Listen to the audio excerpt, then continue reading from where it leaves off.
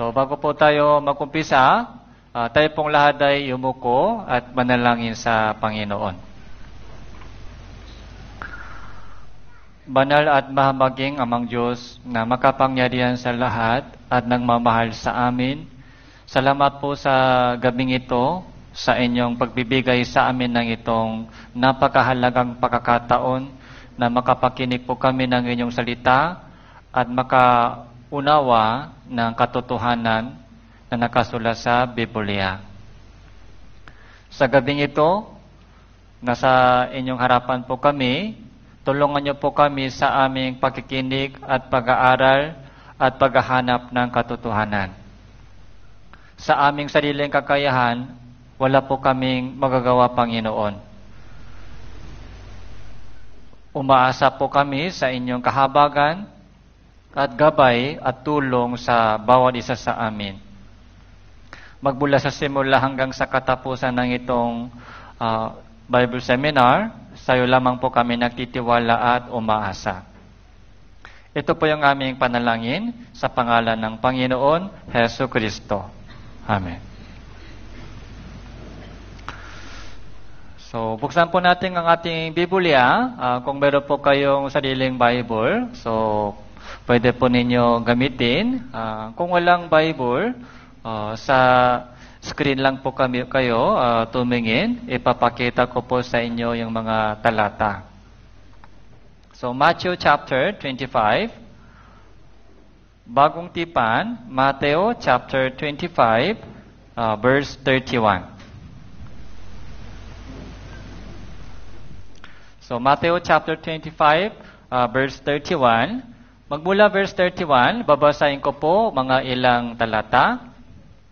Kapag dumating na ang anak ng tao na nasa kanyang kaluwalhatian, nakasama niya ang lahat ng mga anghel, siya'y uupo sa trono ng kanyang kaluwalhatian. At titipunin sa harapan niya ang lahat ng mga bansa at kanyang pagbubukod-bukodin ang mga tao na gaya ng pagbubukod-bukod ng pastor sa mga tupa at sa mga kambing. At ilalagay niya ang mga tupa sa kanyang kanan, subalit ang mga kambing ay sa kaliwa.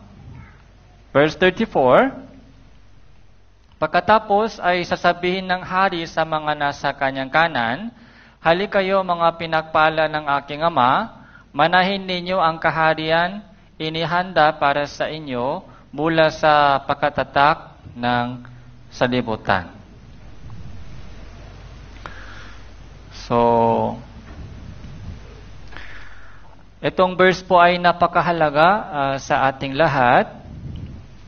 So, Bible po ay makapal. Makapal po ito. So, kaya mahirap ito basahin. Kahit nag-church po kayo, pero mahirap po basahin po yung buong Biblia from Genesis to Revelation. So, kaya, nandito po ako para tulungan po kayo na maunawaan po, malaman po ninyo kung ano ang mahalagang mensahe sa Biblia. Okay? Pag binuksan po natin yung Bible, antok agad. Tapos, kahit Bible Seminar, so 2 hours, 5 days Bible Seminar, so mahirap din makinig, 2 hours. Okay? Pero may tanong po ko sa iyo, alin po ba mas mahirap? 2 hours pag-uupo o 2 hours pagsasalita? Alin po ba mas mahirap? Ako po ang mas mahirap. Pero alam ko po na pagod po kayo sa trabaho, sa pag-aaral, kaya antok. Hindi maiwasan antok sa itong oras. Kaya may kape po kayo. Tapos, kung may inaantok po dito, sana yung katabi ay tumulong. So, para gising sila. Pero hindi pwede suntukin. Ano lang? Anong tawag ito? Ito lang, okay? Gising ka, may punta ka sa impyerno.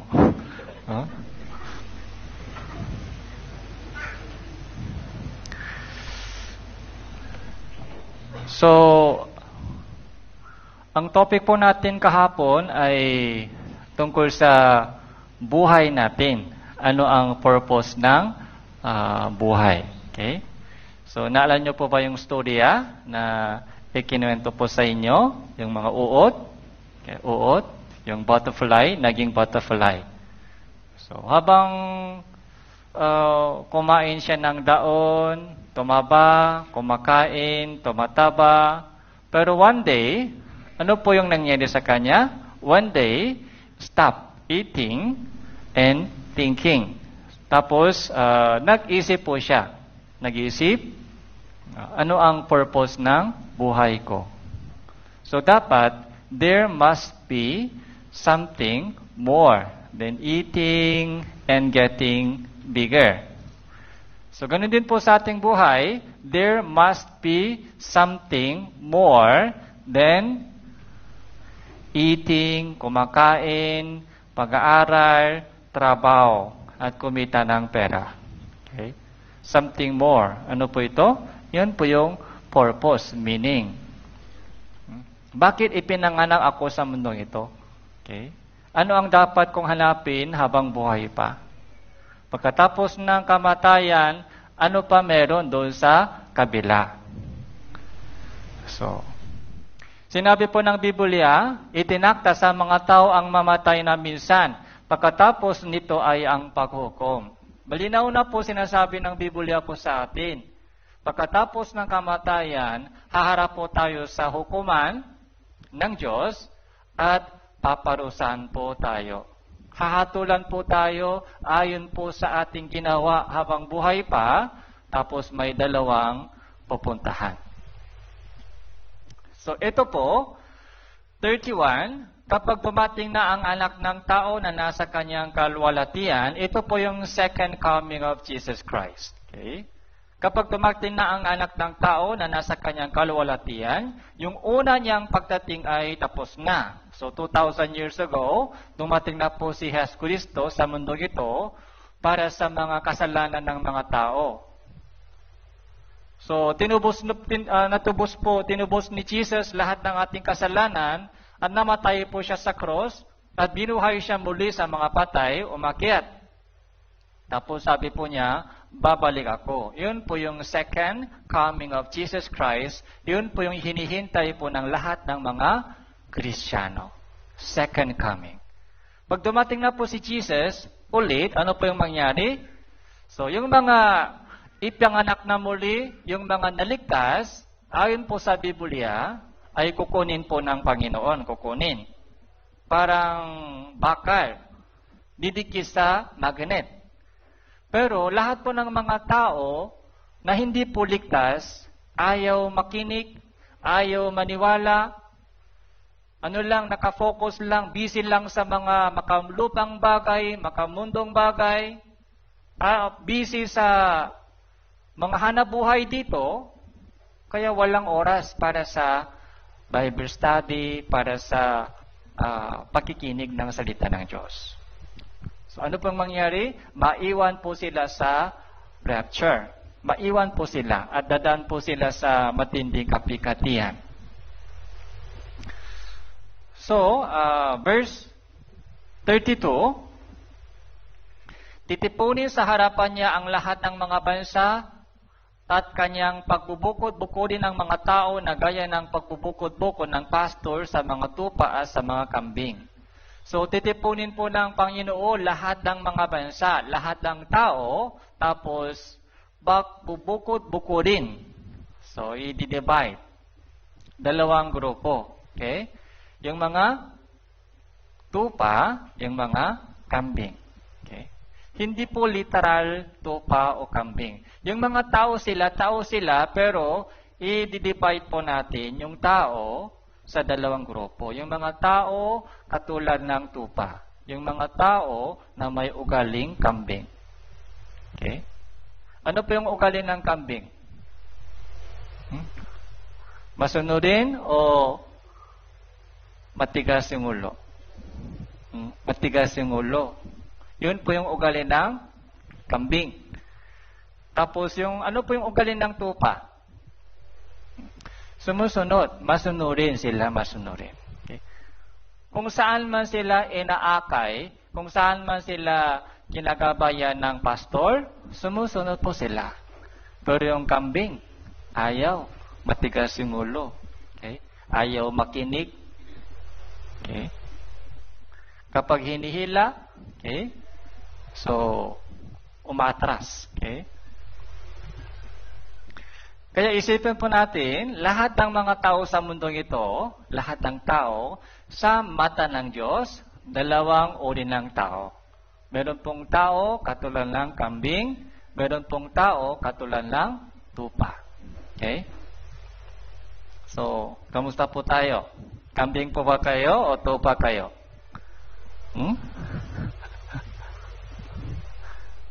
Kilala po natin yung ating sarili. Okay? Matigas ba yung ulo natin? Okay?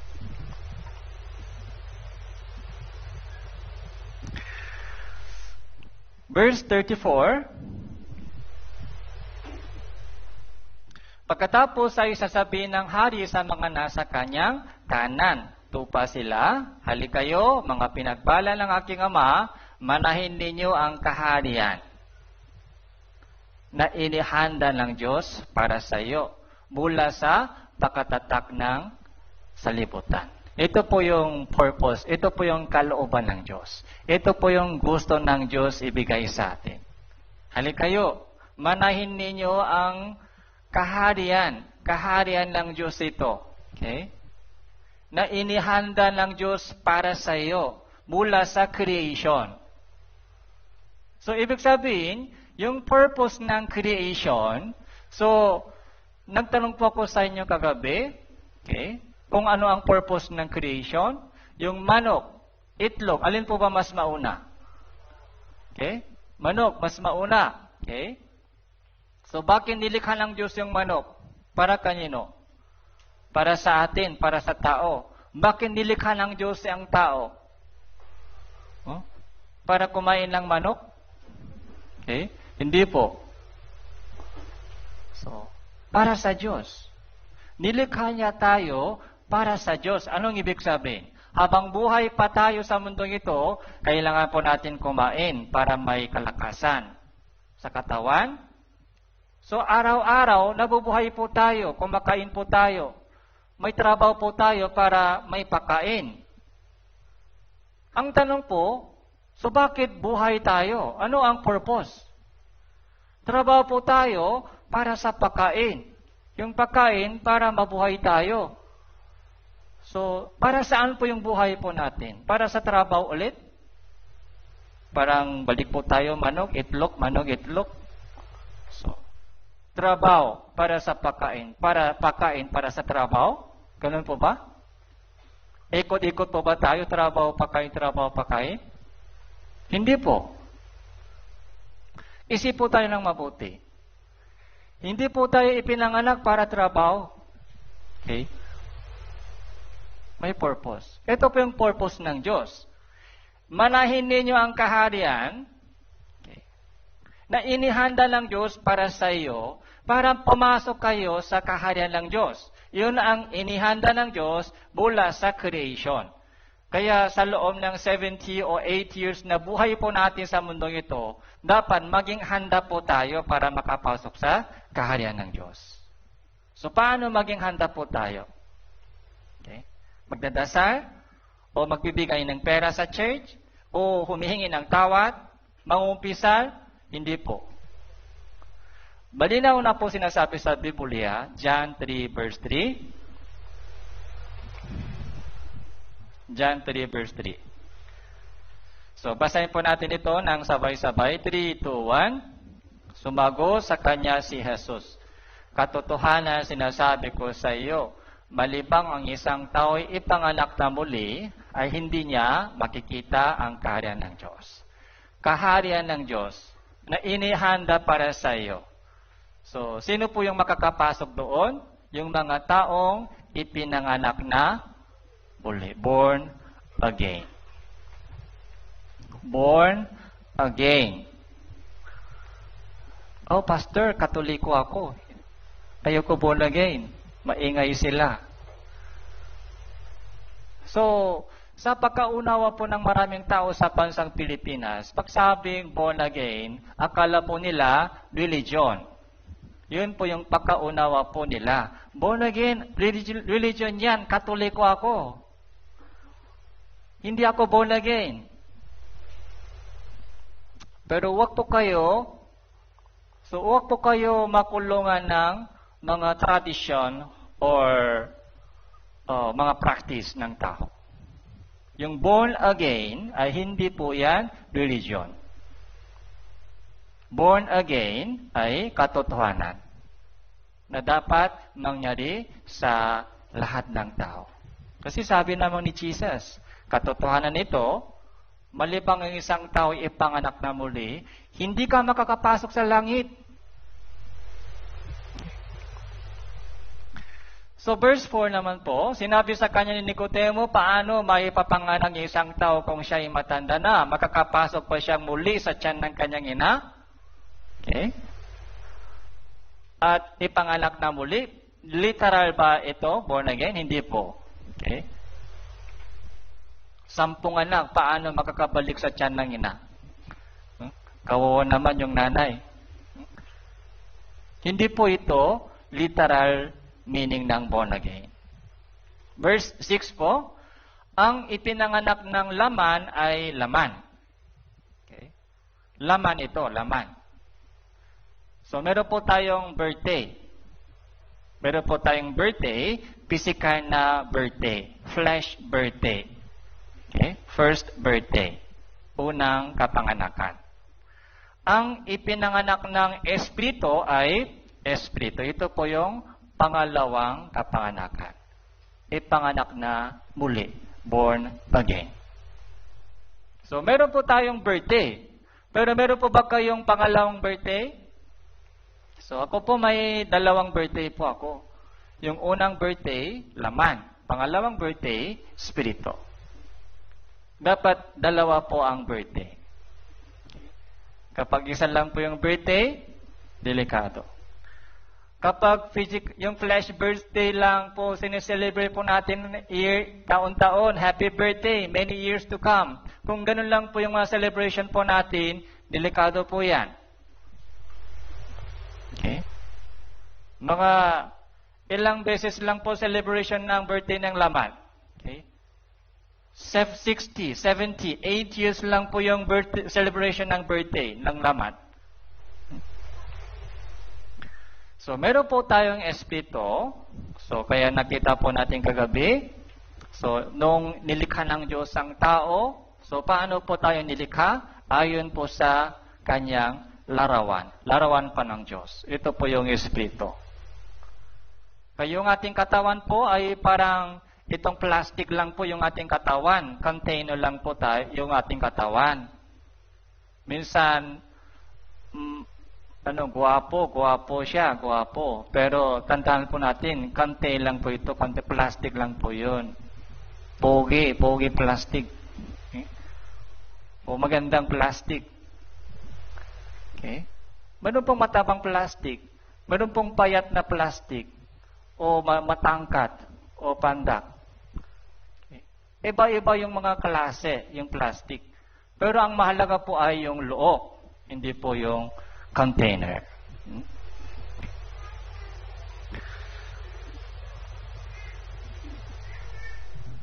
So yun po yung purpose ng creation. Ito po yung purpose ng buhay po natin. So yung mga tupa, ganito po yung mangyayari sa mga tupa. Pero sa kaliwa, verse 41, pagkatapos ay sasabihin niya sa mga nasa kaliwa, lumayo kayo sa akin, kayong mga sinumpa. Doon kayo sa apoy na walang hanggan, na inihanda sa diabolo at sa kanyang mga anghel. Sa kaliwa. Sino po nasa kaliwa? Kambing. Patigas yung ulo. Ayaw makinig. Ayaw nila baguhin yung kanyang isip. Dito ako lumaki, dito ako mamatay. Kambing po sila, kambing. Okay.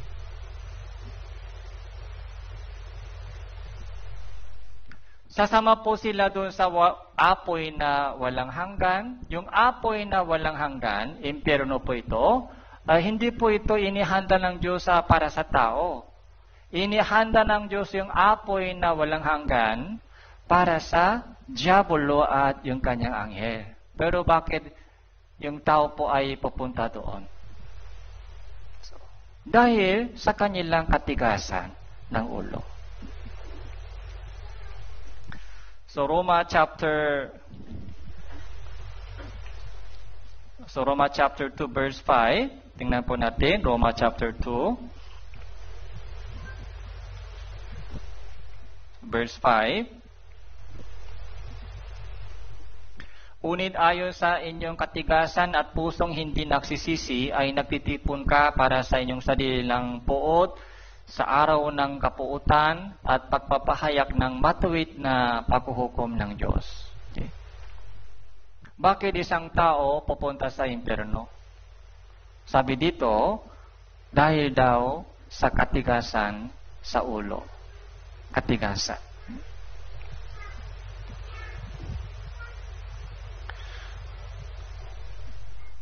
Kay Roma chapter 10 verse 17 po, pwede po natin itong basahin. 3, 2, 1. Kaya ang pananampalataya ay nagagaling sa pakikinig, at ang pakikinig ay sa pamamagitan ng salita ni Kristo.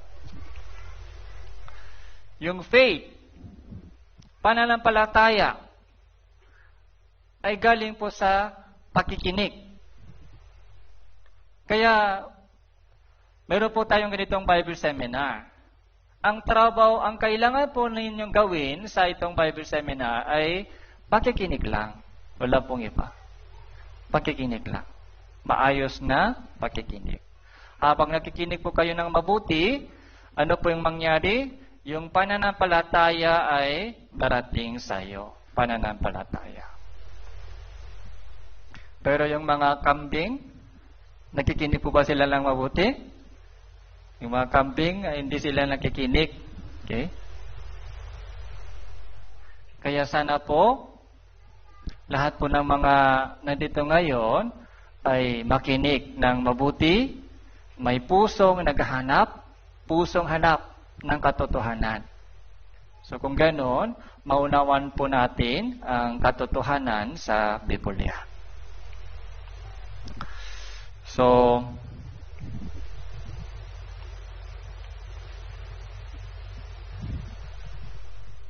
ito po yung pinag-usapan po natin kagabi, purpose of life. So, yung purpose of life ay hindi po matatagpuan po natin dito sa lupa. Yung buhay na walang hanggang doon sa langit, yun po yung pinakalayunin sa ating buhay.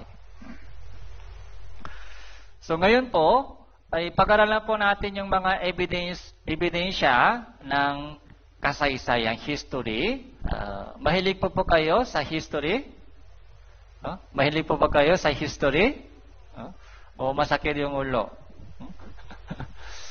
Kaya ilang mahalagang historical events lang po pag-aralan po natin para hindi po tayo mahirapan.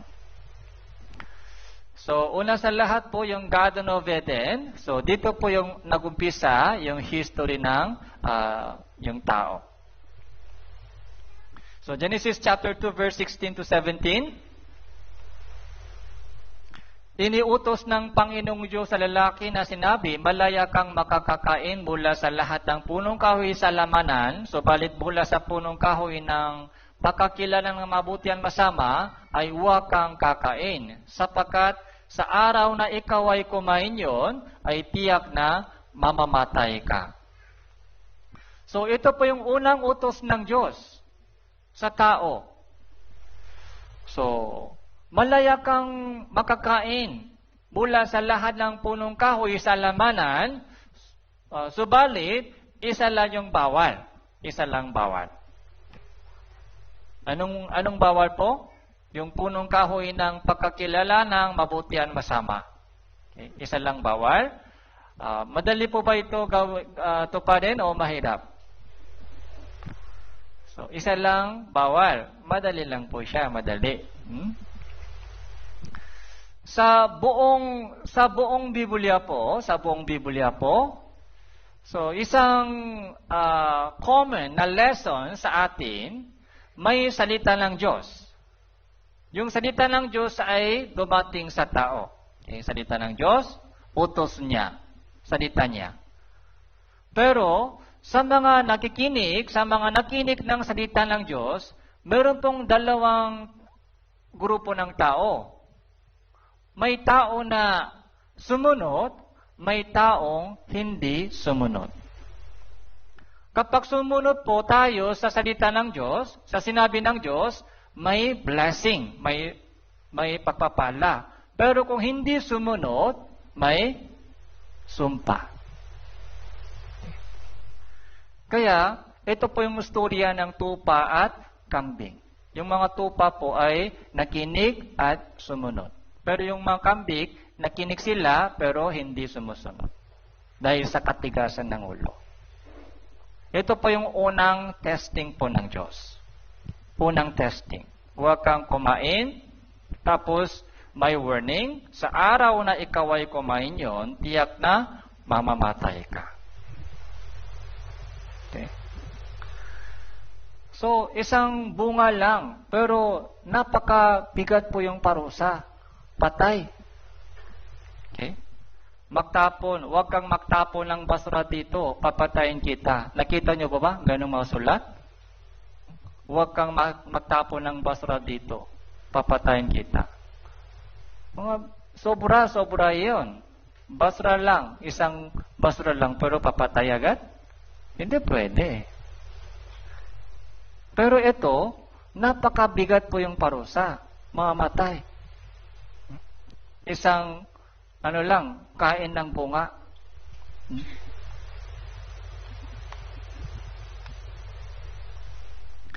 Subali sinabi ng ahas sa babae, tiyak na hindi kayo mamamatay. May ahas. Si Diablo, si Satanas po ay pumasok sa ahas, doon po kumilos. Ginamit po ni Satanas yung ahas para matisot yung babae muna. Kasi yung babae po, mas mahina. Mas mahina. Kaya, hindi po lalaki nilapitan ni Satanas. Yung babae po ay nilapitan ni Satanas. Dahil mas mahina siya. Mas madali matumba. Matisot. So, ano po ang nangyari? Okay? So, kumain si Eva, tapos ibinigay niya sa kanyang asawa, silang lahat ay kumain. Ano po yung nangyari? Sabi ng Diyos, tiyak na mamamatay ka. Sabi ni Satanas, tiyak na hindi kayo mamamatay. Okay? Nasa gitna po ang tao, nakinig po sila ng tinik ni Satanas. So, may namatay po ba sila o hindi? Okay. Sa araw na sila ay kumain, namatay po ba sila? Hindi po. Okay. Si Adan po ay nabuhay hanggang 950. Yung edad po ni Adan, 950. Hindi po siya namatay sa araw na kumain siya. Okay. Ano po yung namatay?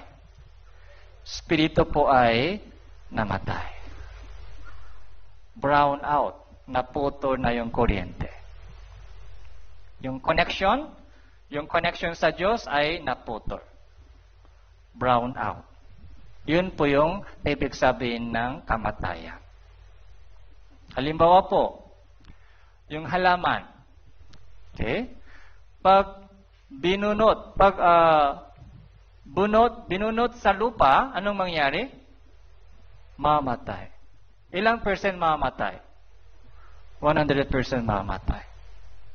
Yung halaman ay dapat nakabaon sa lupa.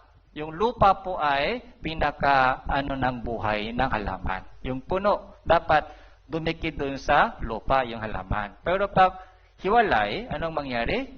Mamatay. Tiyak na mamatay.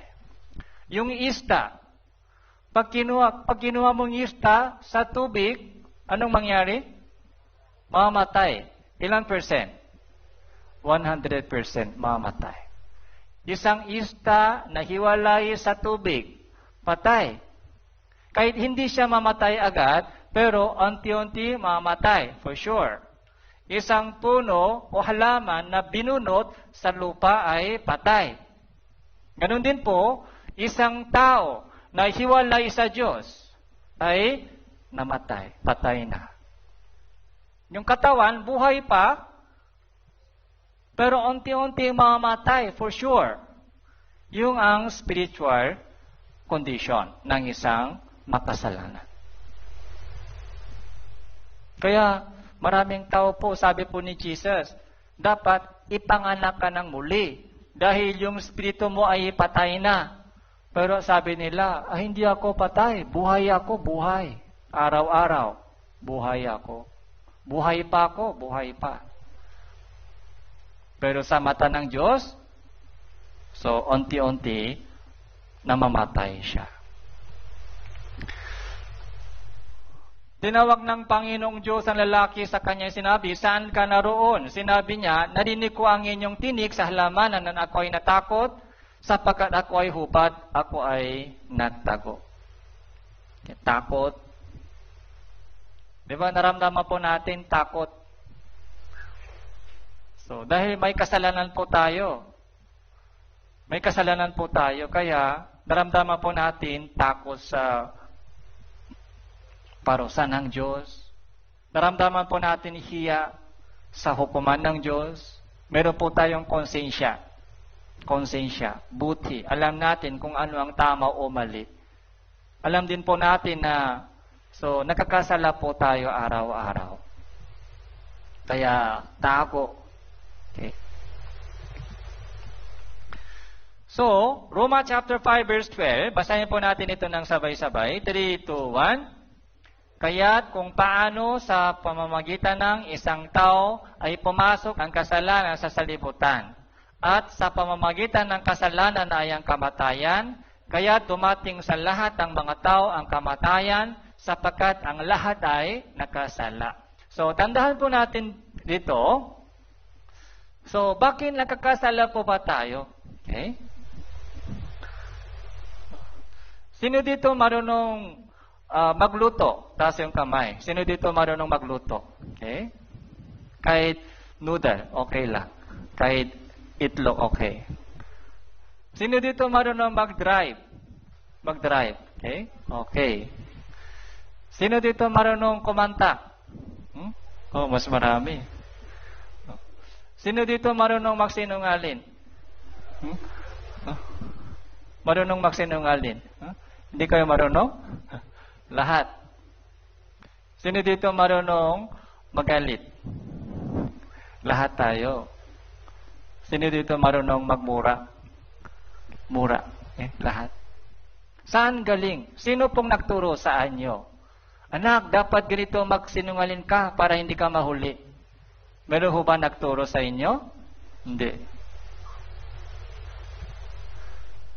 Sinasabi ng mama sa atin, behave ka, anak, huwag mong gawin yan. So, hindi tama yan, mali yan, dito ka. Ganun din po yung mga turo ng mga teacher sa atin. Pero, bakit marunong po tayong magsinungaling? Saan galing po yun? Yung mga kasinungalingan. Yung mga jealous, inggit. Yung mga tampo. Yung mga masamang loob. Yung galit. Saan galing po yun? Parang may ugat po sa ating puso. Ugat. May binhi po tayo ng kasalanan. Inborn, yung nature. Likas ng kasalanan. Sinful nature. Saan galing po ito? Galing kay Adan. Parang virus. Nahawa po tayo ng virus. Sabi dito, sa pamamagitan ng isang tao, si Adan, pumasok ang kasalanan sa salibutan. Yung kasalanan po ay parang virus. Pumasok sa salibutan sa pamamagitan ng isang tao. Tapos yung kasalanan po ito ay kumalat na sa lahat ng tao. Kaya, nasa atin yung likas na kasalanan. minana po natin yung ating sinful nature magmula sa ninuno. So, ngayon, lahat ay nakasala. Lahat. Ito po yung reason bakit hindi po natin maiwasan makasala araw-araw. Sabi natin, tao lang tayo, tao lang, hindi natin maiwasan gumawa ng kasalanan. So, aminado po tayo, di ba? Lahat po tayo ay nakagawa ng kasalanan araw-araw. Parang nangyari yan, nangyari. Automatic nangyari. Ito po yung reason. Okay? Ito po yung reason. So, sa pamamagitan ng isang tao pumasok ang kasalanan, kaya ngayon, lahat po ay nakasala. Okay? So, ito po yung nangyari sa Garden of Eden. So, nasaan po yung Garden of Eden? So, dito po, sa Middle East, ito po yung location ng Garden of Eden. So, paano po natin malalaman? So, Genesis chapter 2, verse 10 to 14. So, nakasulat po doon, may 4 na ilog. So, 4 na ilog, Bishon, Gihon, Tigris, and Euphrates. Okay? Nakasulat po sa Genesis chapter 2. Sa mga 4 na ilog, so 2 po ay wala na. Pero 2 ilog ay umaagos pa din hanggang ngayon doon sa bansang Iraq. Tigris and Euphrates River.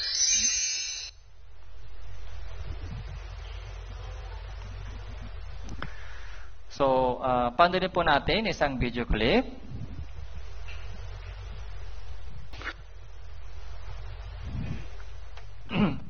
So, nasaan po daw yung location po ng Garden of Eden? So, bandang Iraq. Okay, bandang Iraq.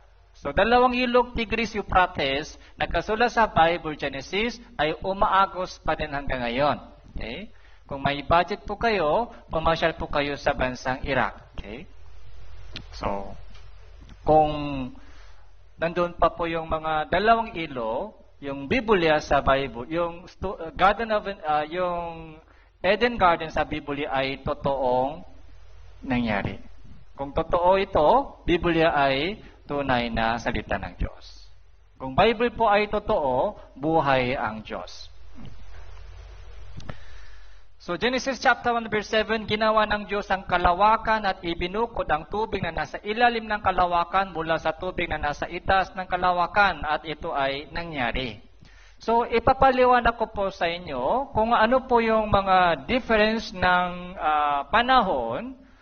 Nung unang panahon, yung una, saka yung ngayon, yung mga weather condition, klima. So, dati po, sa panahon po ni Adan, so nakaroon po ng water layer, kaya may tubig sa itaas ng kalawakan. Yung kalawakan po yung langit, so sky. Meron pong tubig na nasa ibabaw ng kalawakan. Kaya may water layer. Dahil po sa itong water layer, ganito po. Kung may idea po kayo kung may knowledge po kayo sa science, so galing po sa sun, so maraming mga rays, iba-ibang mga frequencies na rays ay dumarating sa mundong ito. Maraming mga range, okay? High frequency rays, and low frequency. Yung high frequency, ganito. Yung low frequency, ganito. Okay? So, dahil po sa itong water layer, so yung mga low frequency, katulad ng microwave o infrared rays o visible rays, ay pumapasok. Nakapasok po sa itong water layer. Low frequency. Pero yung high frequency, ultraviolet rays, X-ray, gamma rays. Yung X-ray, example, X-ray. Maganda po ba siya sa ating katawan o hindi? X-ray. Hindi siya maganda. Bakit hindi maganda sa ating katawan? Dahil yung high frequency rays ay sumisira ng mga tissue ng ating katawan, yung cells. pinapatay po niya. Kaya hindi yung mga yung X-ray, kapag exposed po tayo sa X-ray matagal, mabubulok po yung ating katawan. Yung pagsabog ng mga nuclear radiation. Maganda po siya sa ating katawan? Hindi.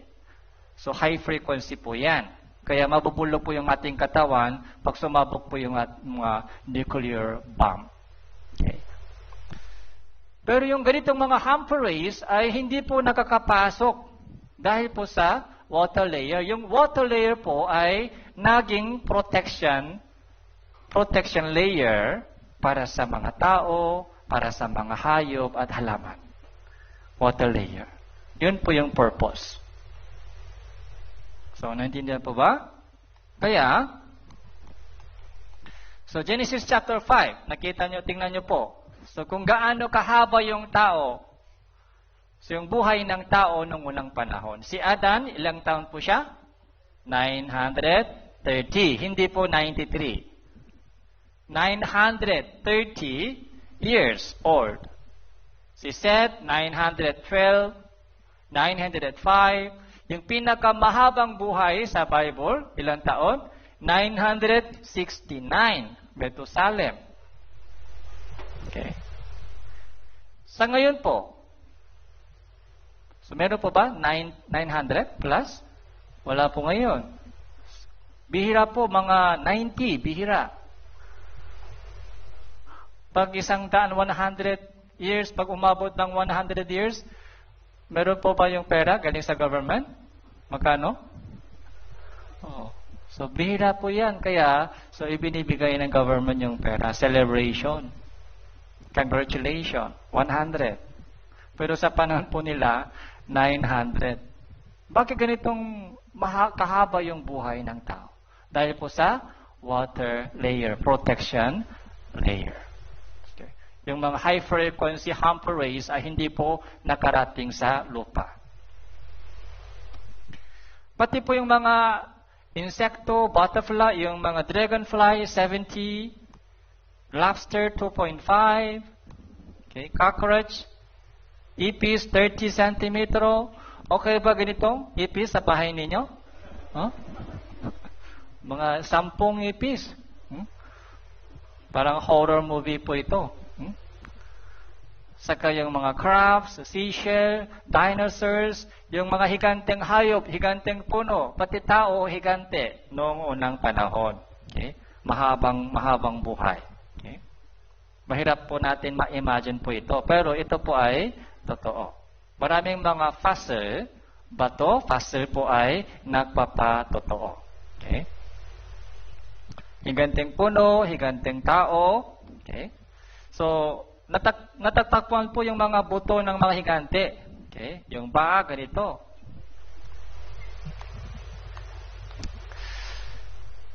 So, pero nung nakasala si Adan, pinalayas po sila sa Garden of Eden. Tapos yung halaman ng Eden na puno ng malalaking hayop, malalaking puno ay ibinaon ng Diyos sa ilalim ng lupa. Ibinaon.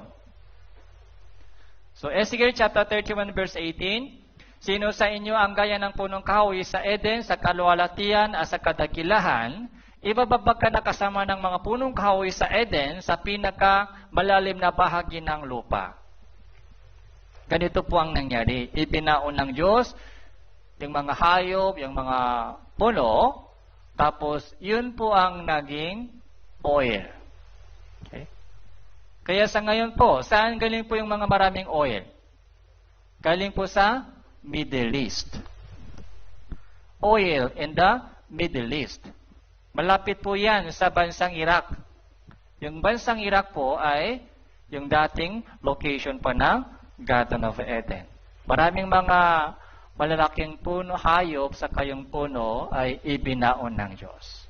Kayon po yung naging oil, kinukuha po ngayon ng mga tao. So, may evidence po tayo sa ilalim ng lupa. Kaya maraming mga oil fields, okay? So, ay nandun po sa bansang Iraq, Tigris and Euphrates River. Nakasulat sa Biblia. So, ito po ay evidence. Okay? Sinasabi ko po sa inyo, kung may evidence, ano ang dapat natin gawin?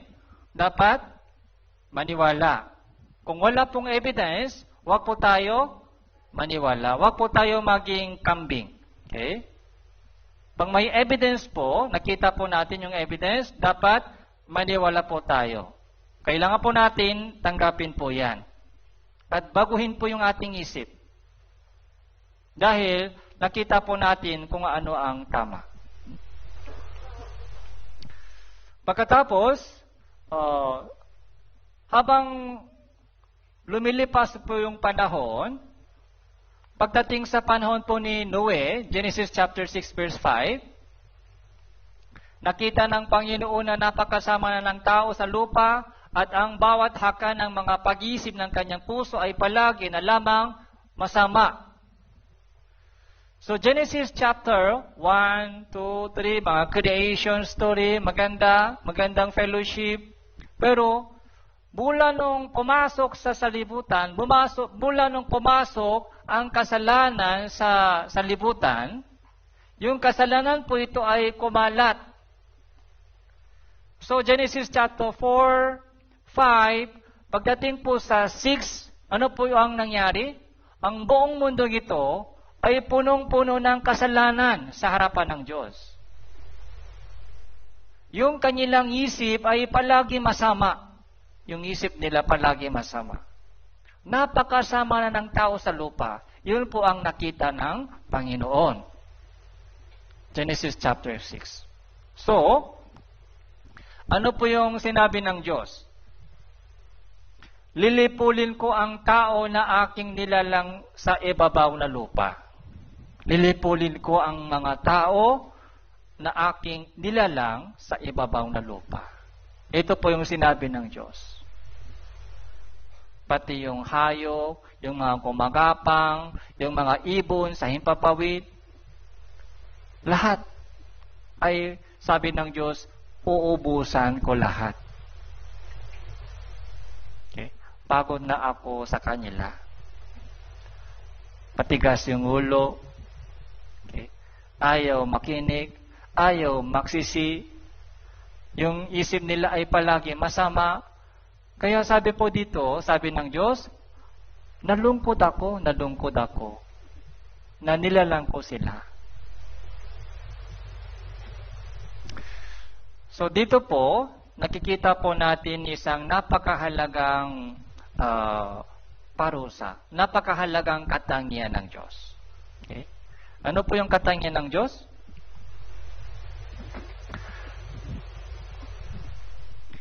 Sa pamamagitan ng Bible seminar po ito, sana makilala po natin ang tunay na Diyos. Makilala po natin ang totoong Diyos. Okay? Sa pamamagitan ng salita ng Diyos. So, God is love. So, ito po yung kilalang kilala ng tao. God is love. God is good. Pero hindi po nila ito alam. Okay? Hustisya. Hustisya. Hukom siya. Hindi po ito alam ng tao. Kaya wala silang takot sa Diyos. Okay? Yung hustisya ng Diyos, galing po dito, may batas. Utos. Okay? Law. May batas. Sa bansang Pilipinas, may batas po. Tama po? May batas. Pag lumabak po sa batas, anong mangyari? So, huhuli tayo ng polis. Tapos, may parusa. Yung penalty or pakakulong. May bayad sa kasalanan. Yun po yung hustisya. Okay? Kapag may kasalanan, so dahil may batas, pag lumabak ka sa batas, kasalanan po yan, pag mahuli ka, tapos paparusahan ka. Ayon sa batas, ayon sa ginawa mong kasalanan. Yun po yung hustisya. Dahil sa kanyang katangian na hustisya, so, sabi po niya dito, lilipulin ko ang mga tao, lilipulin ko. So, ito po yung parusa. Baha, ito po yung baha.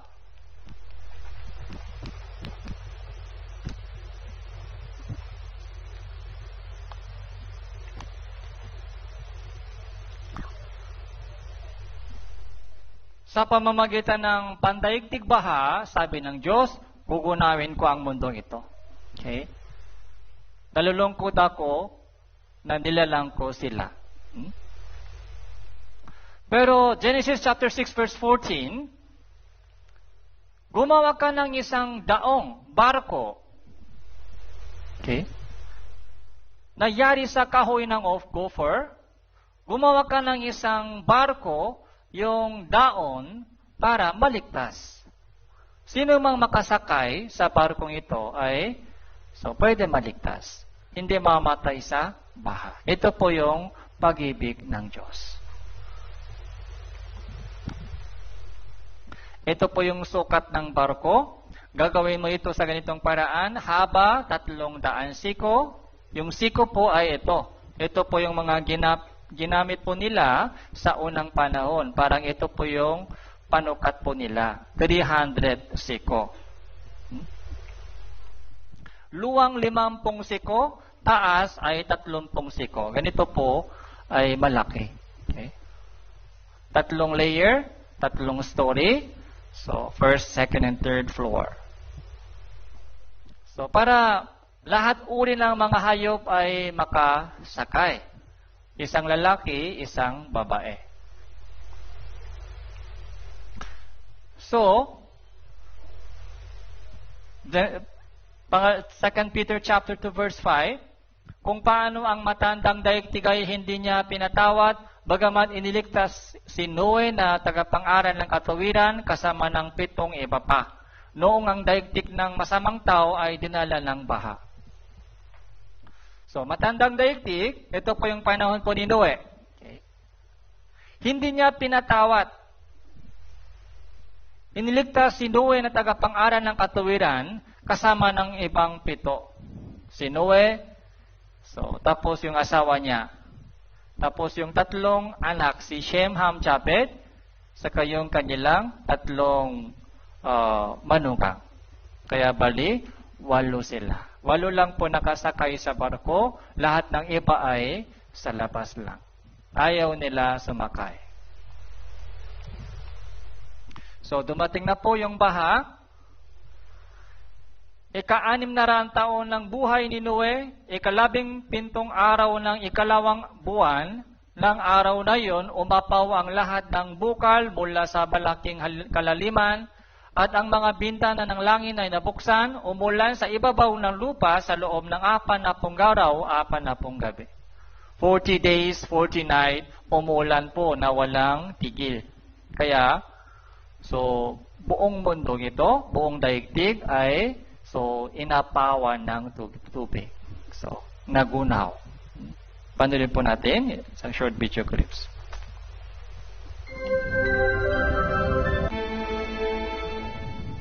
One day, Jehovah God came to Noah. Noah. Noah. Oh, my Lord. The end of all flesh is come before me, for the earth is filled with violence through them, and behold, I will destroy them with the earth. Make you an ark of gopher wood. Rooms shall you make the ark.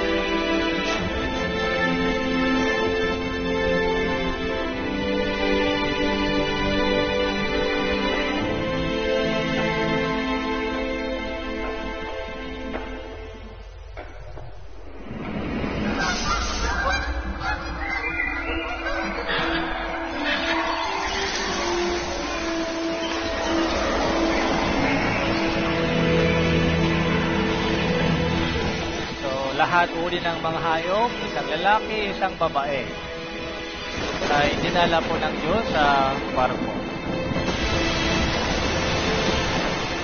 Yung bukal ng kalaliman, yung bintana ng langit ay nabuksan. Kaya sa loob ng 40 days, 40 nights, so walang tigil sa ulan, malakas na ulan.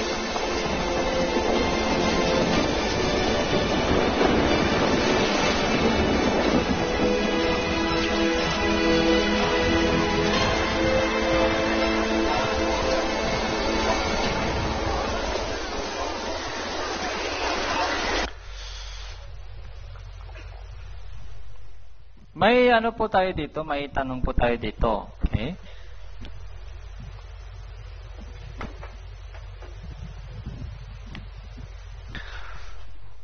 Kung ito lang po yung katangian ng Diyos, patay lahat. Walang natitira. Kung ito lang po yung katangian ng Diyos. Okay? Kung ito lang po yung katangian ng Diyos, may baha o wala? Walang baha, walang batas, walang parusa. Okay? Hayaan kahit anong gagawin po natin. Pero dalawang katangian, lahat meron. Napakahalaga po. Hindi pwede mawala yung isa. Dalawang lahat. Hustisya at pag-ibig. Yung baha ay galing po sa hustisya ng Diyos. Pero sa kabila, pag-ibig, dahil sa kanyang pag-ibig, naawa siya sa atin. Naawa. Yung awa, yun po yung pag-ibig. Naawa. Kaya gumawa po siya ng paraan ng kaligtasan. Ano po yung paraan ng kaligtasan? So, barko. Barko ni Noe. Ito po yung kaligtasan, way of salvation. Okay? Tapos, choice. Saan choice? Sasakay sa barko, maliligtas ka. Kung ayaw sumakay sa barko, anong mangyari? Mamatay sa labas. Choice. Pero ilan po ba nakasakay? Ilan po ba naligtas? 8 lang po. 8 lang. 8 lang po yung tupa. Maraming kambing nasa labas. So, bakit namatay po sila sa labas? May paraan ng kaligtasan. Ibinigay ng Diyos sa kanila yung way of salvation. May paraan. Sino man, wala pong bayad dito. Okay? Walang bayad dito. Sino man, sumakay dito, ligtas na. Free, libre. Pero, karamihan po ng mga tao sa panahon po ni Noe ay hindi naniniwala sa baha. Hindi naniniwala sa salita ng Diyos. Kaya, kahit binigyan sila ng warning, gugunawin, lilipulin ko ang tao sa ibabaw ng lupa, pati hayo, gumagapang, ibon pa sa impapawid. Kahit binigyan po sila ng warning, babala, pero binawala nila. Nag-enjoy lang sila sa labas, enjoy. O hanap buhay lang. Naghanap buhay sa labas. Kahit dumating na po yung araw ng paghukom, may paghukom ng Diyos. Pero binaliwala po nila yon. Walang takot sa Diyos.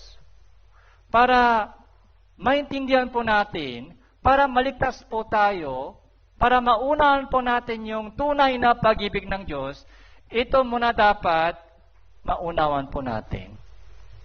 May hostisya. Okay. May impyerno. Okay. May lawan ng apoy na inihanda ng Diyos sa diablo. Kung maunawan po natin yung hostisya ng Diyos, doon po natin, naghahanap ng way of salvation. Tapos, kapag nakita po natin yung way of salvation, sasakay po tayo o hindi? Sasakay. Dahil naniniwala na may darating na baha, paghukom. So, sa pamamagitan ng storya po ni Noe, So, mayroon po napakahalagang lesson po tayo. Genesis chapter 7 verse 23, namatay ang bawat may buhay na nasa ibabaw ng lupa, ang tao, hayop, ang mga gumagapang, ang mga ibon sa ipapawid, sila ay nalipol sa lupa. Tanging si Noe at ang mga kasama niya sa daong ang nalabi.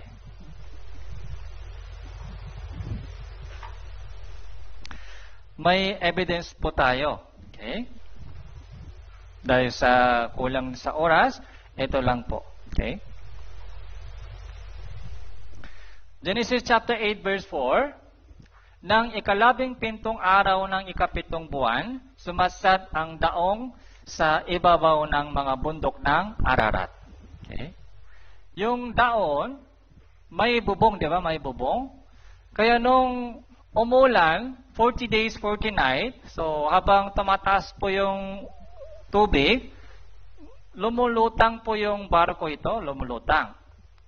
So lahat malalaking bundok po ay inapawan ng tubig. So lubog na, yung buong mundong ito ilubog na sa ilalim ng lupa. Kaya yung lumulutang po yung daon. So ginamit po ng Diyos yung hangin. So tapos bumawas po yung tubig. Yung tubig po ito, alam niyo po ba kung nasaan na nakaimbak?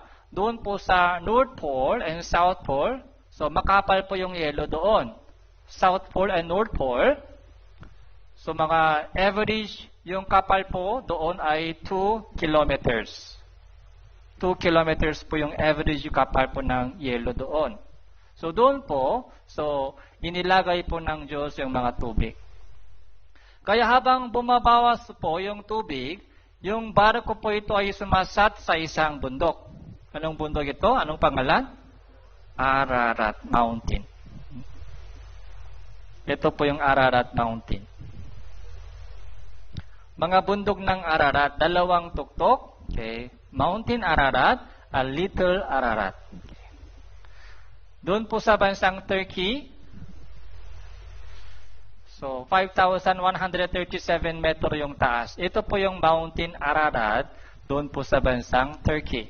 Nagkasulat sa Biblia, Genesis chapter 8 verse 4, sabi po ni Moises, okay? Si Moises po ba, pumunta po dito?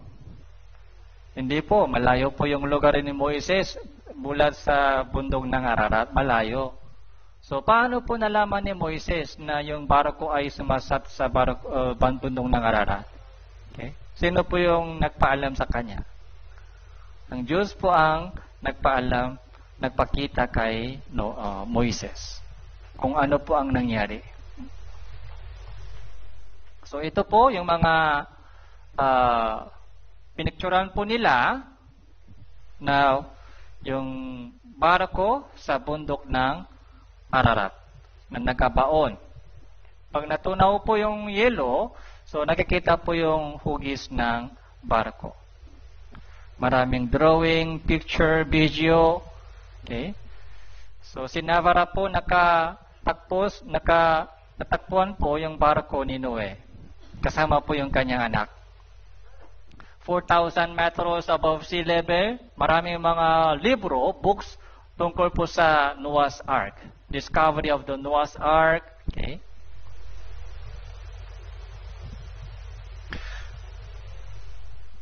Tapos yung isang exploration team, Chinese, Turkish exploration team, ay nakapasok po sa loob mismo ng barko.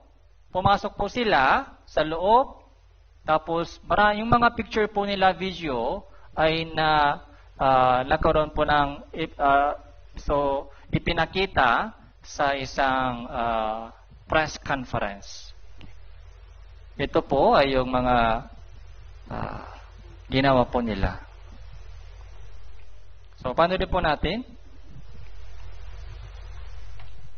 Bible scholars say somewhere out here in eastern Turkey, Mount Ararat has long been the favorite theory. Now, a group of Turkish scientists and Noah fans, the evangelical Christians from Hong Kong, claim they found chunks of his eponymous ark. Wooden chambers still intact, up here 2.5 miles above sea level. Good morning, America. Nick Watt, ABC News, London. Yeah.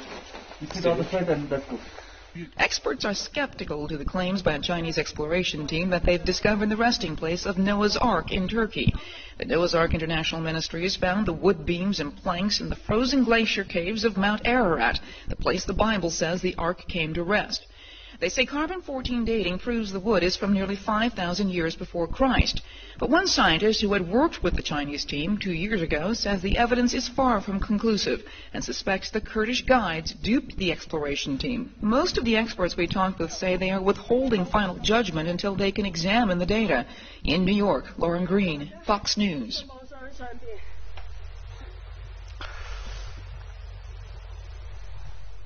So,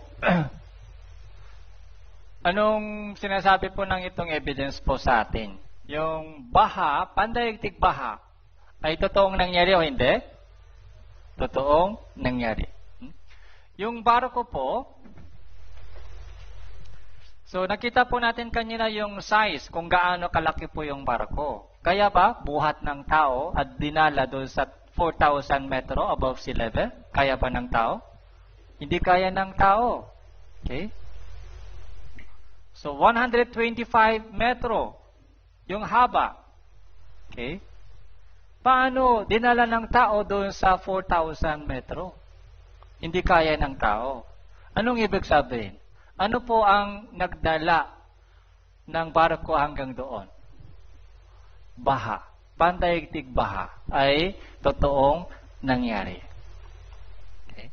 Yung pandaigdig baha, 40 days, 40 night, walang tigil na pandaigdig baha, malakas na ulan, ay totoong nangyari. So, ano pong ebidensya po ito? So, kung wala yung parusa po ito, yung pandaigdig baha, yung ay parusa po ng Diyos sa masasamang panahon. Okay? Ang Diyos po ay nagpadala ng barko hanggang doon sa tuktok ng bundok ng Ararat. May Diyos. Buhay ang Diyos. So, nakita po natin yung ebidensya. Kung may ebidensya, ano ang dapat natin gawin? Dapat tayo ay maniwala. So, yun po yung tupa. Wag po tayo maging kambing. So, decrease of lifespan. So, nasira na po yung water layer. Yung water layer, dahil po sa water layer, yung buhay ng tao nung unang panahon ay average 900 years so pataas. Pero nung nasira na po yung water layer, bumaksak na po yung tubig, wala ng protection, kaya yung mga harmful rays ay so dumating na direct sa ibabaw na lupa, sa lupa. Kaya, ano po ang nangyari? Yung buhay ng tao ay paiksi, umiiksi. So, maaga na mamatay. Kaya, ngayon po, 70 o 8 years na. So, decrease of lifespan after the flood. Ano ang nangyari dito? Baha ay totoong nangyari. Pagkatapos ng baha, so umiksi na po umiksi yung buhay ng tao. Ngayon, 70 o 8 years. Dati, mga every 900 pataas. Ano pong nangyari dito? Baha.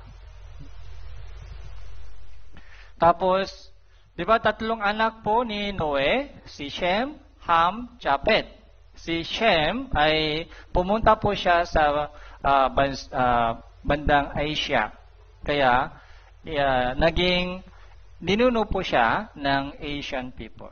Ham ay pumunta sa Africa, si Japet ay pumunta sa Europe. Okay? Kaya ngayon po ay maraming mga yung lahi sa mundo ito ay nagumpisa galing po sa kanilang tatlong anak. So ano po yung lesson po? Mahalaga po ito. Okay? Yung lesson, Matthew chapter 24 verse 37 to 39. Babasahin ko po. Kung paano sa mga araw ni Noe, ganun din naman ang pagdating ng anak ng tao. Ito po yung second coming of Jesus. Sapagkat kung paano sa mga araw na yon bago bumaha, sila ay kumakain at umiinom, nag-asawa at pinag-asawa, hanggang sa araw na pumasok si Noe sa barko. Hindi nila nalalaman hanggang sa dumating ang baha at tinangay silang lahat. Ganon din naman ang pagdating ng anak ng tao. Nabanggit po ni Jesus. Okay? Nabanggit po ni Jesus patungkol sa kanyang second coming. Sabi po niya, pagbalik ko sa mundong ito, ang mangyayari ay katulad ng nangyari sa panahon po ni Noe. Yun po yung sabi po ni Jesus. Okay. Ano po yung ginawa ng tao sa panahon po ni Noe bago bumaha? Kumakain, umiinom, nag-asawa, pinag-asawa, nagtatayo ng bahay, busy sa makamundong bagay, busy sa makalupang bagay, busy sa hanabuhay dito. Walang pakialam sa langit, walang pakialam sa Diyos, walang pakialam sa plano ng Diyos, walang pakialam sa kalooban ng Diyos, puro yung mga sariling plano, sariling pangarap. Gusto ko maging ganito, ganyan.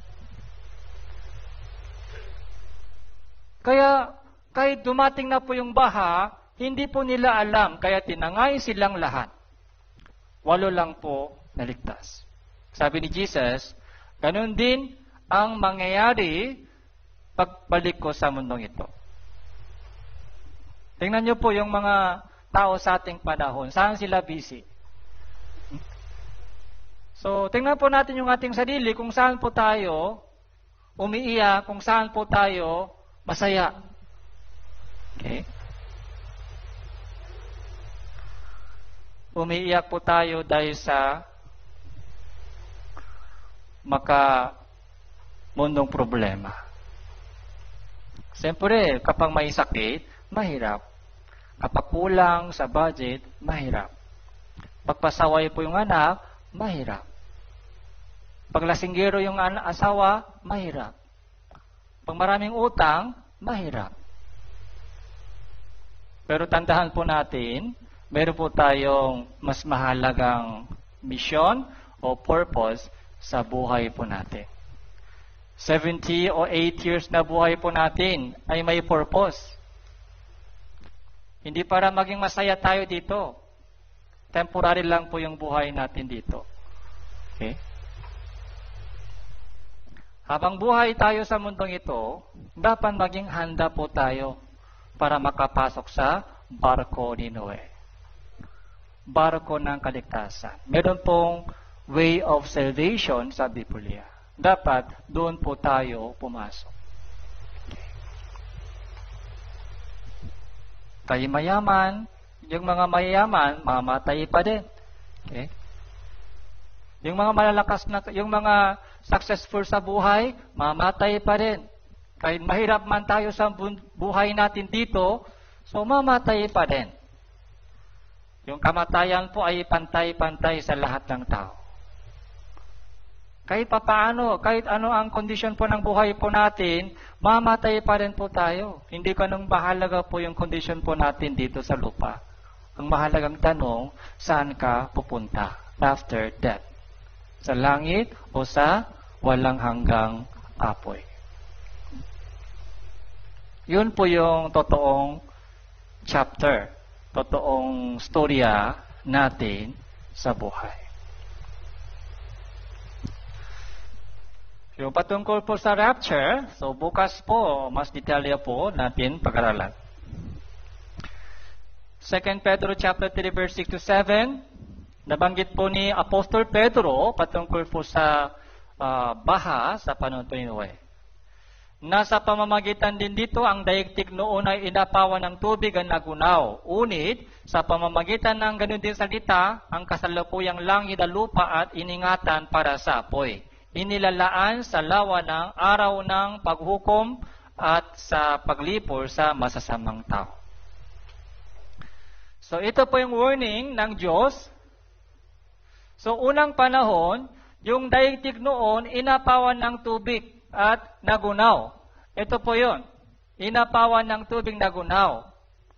Unit, sa pamamagitan ng ganung ding salita, ang kasalukuyang langit, ang lupa, iningatan para sa apoy. Fire judgment ay darating pa. Water judgment ay tapos na. Ano pa darating? Fire judgment. Okay? Ano pong mas gusto ninyo? Tubig o apoy? Ano ang pipiliin po ninyo? Tubig o apoy? So, ayaw natin lahat. Okay? Dapat, maligtas po tayo. Pero yung fire judgment ay totoong mangyayari dahil yung water judgment po ay totoong nangyari. Nakita po natin yung evidence. Di ba yung barko ay nandoon pa sa bundok ng Ararat.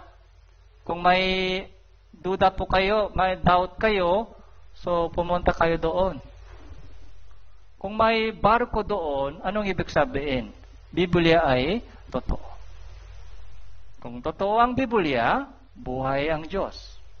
Kung buhay ang Diyos, may langit, may impyerno.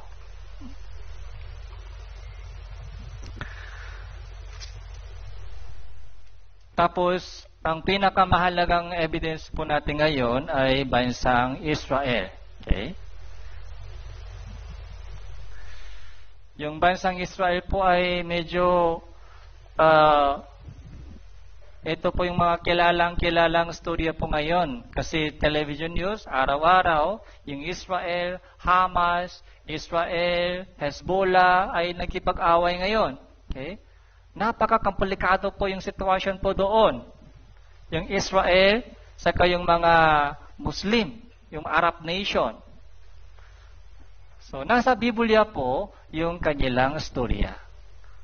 Kung bakit ganun komplikado po yung mga sitwasyon po nila ngayon.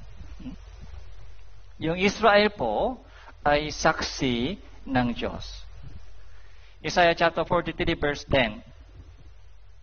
Kayo ay ang aking mga saksi.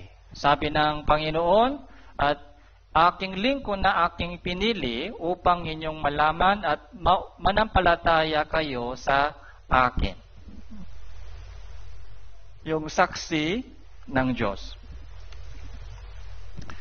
So, ito po ay museum ng Holocaust. Holocaust Museum. Holocaust po ay, ito po yung nangyari sa Second World War from 1939 hanggang 1945. Yung 6 million na Hudyo ay pinapatay ng German Nazi. Holocaust. Okay.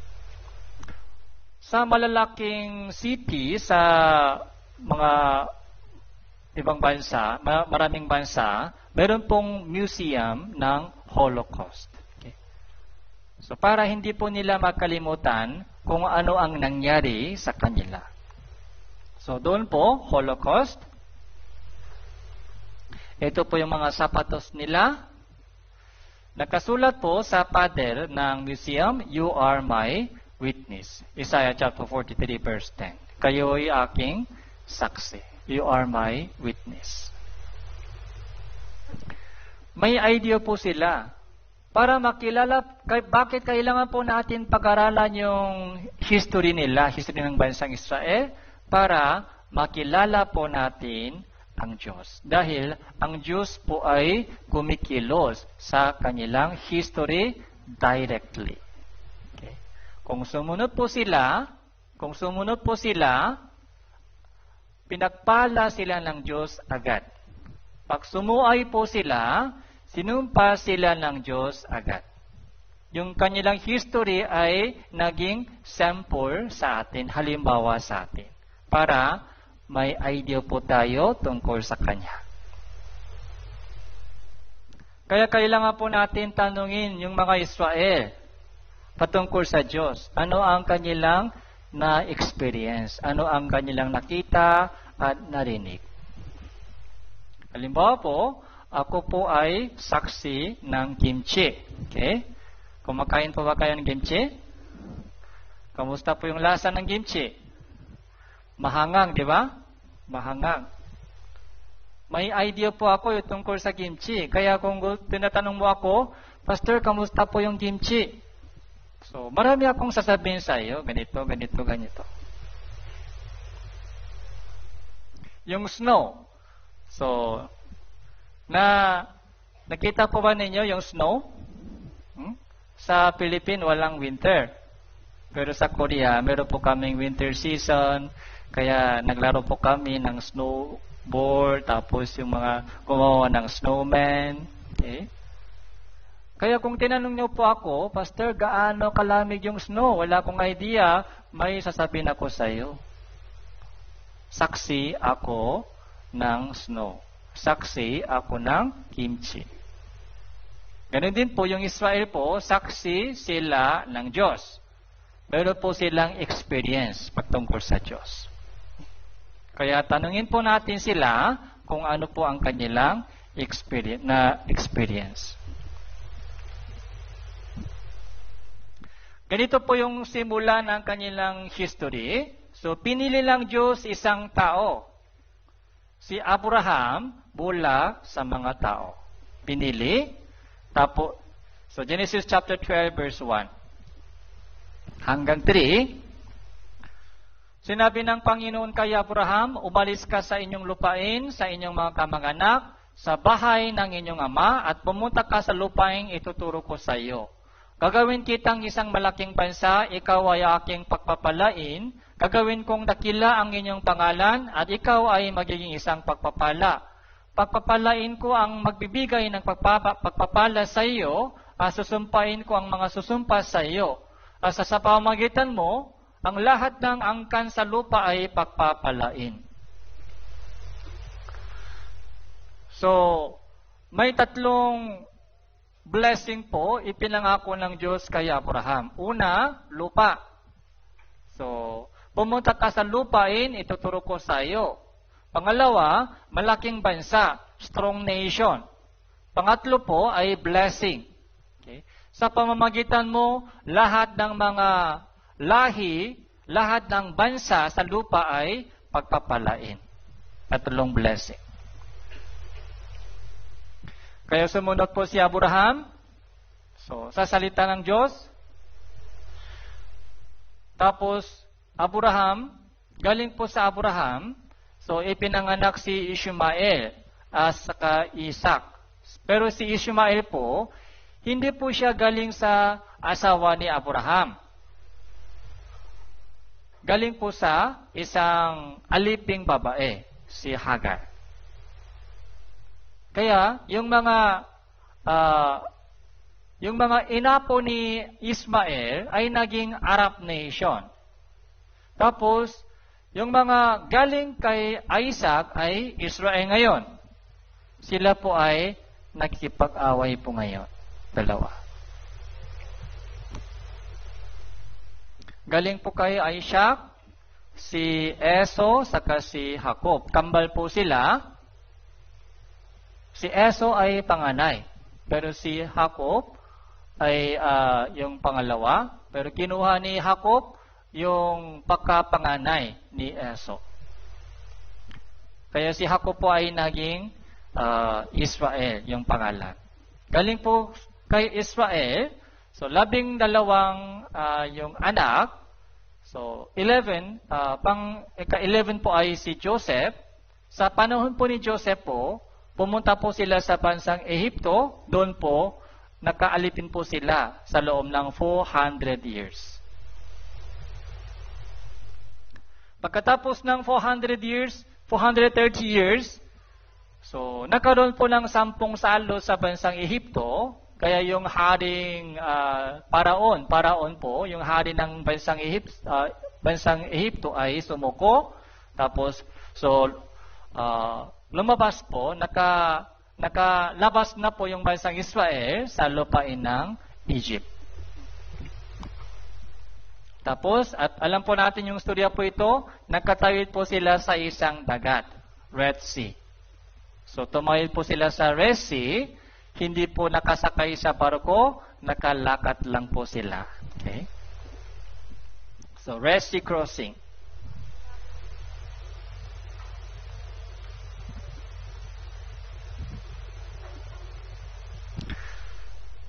So ito po yung dinaanan po nila.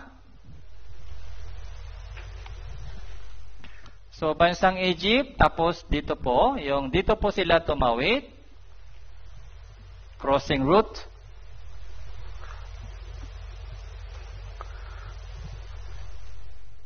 Alam niyo po ba kung yung ilan po lumabas sa bansang Egypto? Almost, 2 million. 2 million po, kasama po yung bata, saka yung babae, almost 2 million na Israelita ay lumabas sa bansang Egypto. Dito po sila tumawid. Pero sa ilalim ng tubig, natuklasan po nila, parang may bridge, parang may tulay po sa ilalim ng lupa. Sa ilalim ng dagat, may tulay. Kaya doon po sila tumawid, yung mga Israelita. Tapos ito po yung mga karwahe. Ito po yung sinakayan po ng mga hukbo ni Paraon sa kanilang pakikipaghabol sa bansang Israel. Pero nung humabol po sila, bumalik po yung tubig, dagat, na namatay po lahat po ng mga hukbo ni Paraon, pati si Paraon ay namatay din po.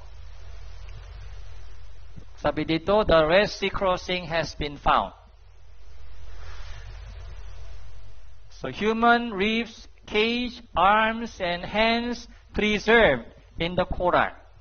Maraming mga coral po ay natuklasan po sa ilalim ng dagat.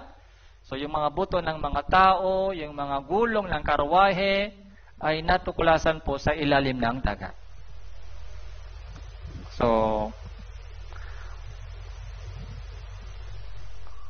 panunin po natin isang video clips.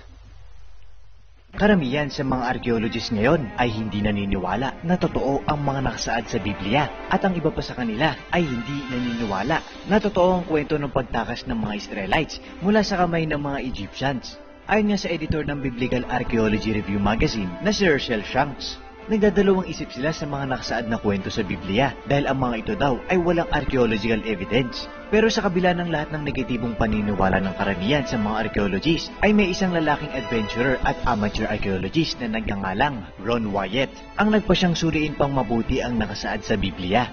Masinsin niyang pinag-aralan ang lahat hanggang siya ay makahanap ng mga ebidensya. Ayon sa kanya, kaya hindi makahanap ng ebidensya ang iba pang mga archaeologist dahil mali ang lugar na kanilang ginagalugad. Ayon kay Wyatt, ang mga Israelita ay nakatira sa dako ng Nile Delta o kilala din sa tawag na The Land of Ramesses. Sa unang bahagi ng kanilang paglalakbay ay huminto muna sila sa hilagang bahagi ng Gulf of Suez o tinatawag ding Sukkot. Pagkatapos ay naglakbay sila patungo sa kagubatan ng Red Sea o mas kilala ngayon bilang Sinai Peninsula. Dito nakita nila ang Gulf of Aqaba o ang alam nating Red Sea. Habang naglalakbay sa kagubatan ng Red Sea, inutusan ng Diyos si Moses na magpunta patungong timog.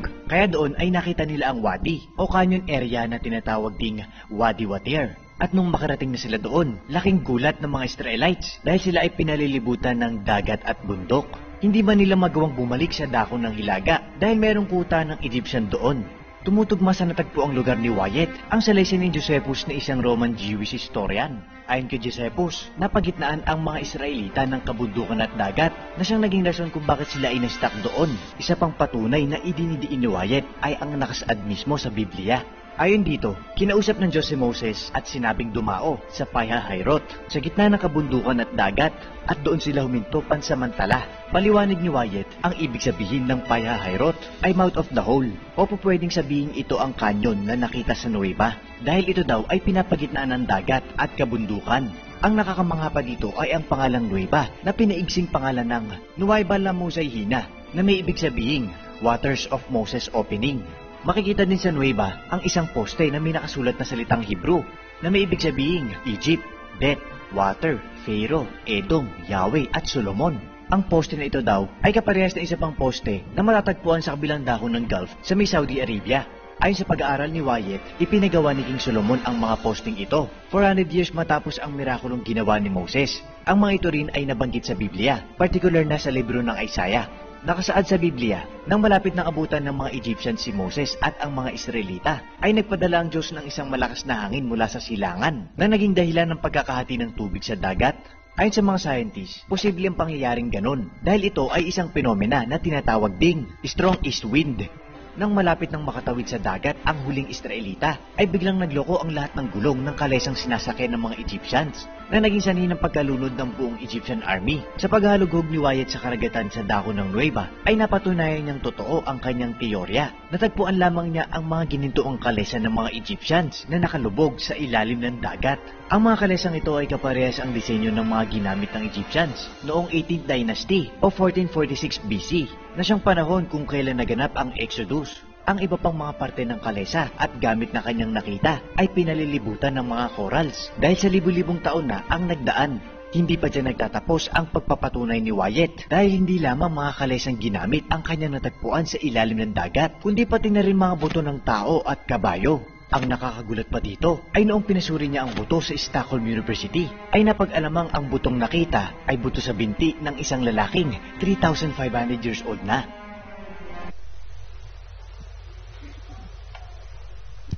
So, medyo mabilis po yung pagsasalita. Pero, naintindihan po ba ninyo? So, ibig sabihin, doon po sa bansang Ehipto, saka yung Saudi Arabia, saka ilalim ng dagat, so maraming mga ebidensya po ay natuklasan po sa ating panahon.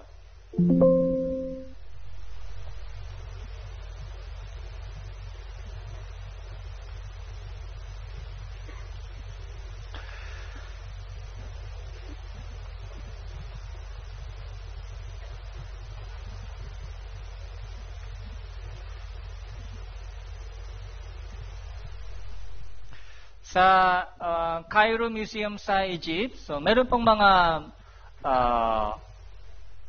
yung bangkay ng hari, pag namatay na po yung hari, so inilagay po nila yung mga chemical para hindi mabulog yung kanilang katawan. Tinatawag po ito mira o mummy. So sa mga hari ng bansang Egyptian, ito po yung mga ordinaryong hari. Pero ito po yung hari na namatay sa dagat sa kanyang paghabol sa bansang Israel, Bernefta. Ito po yung iba sa ibang mga mummy. Okay? Yung mga bahagi ng puti ay sira, kaya inayos.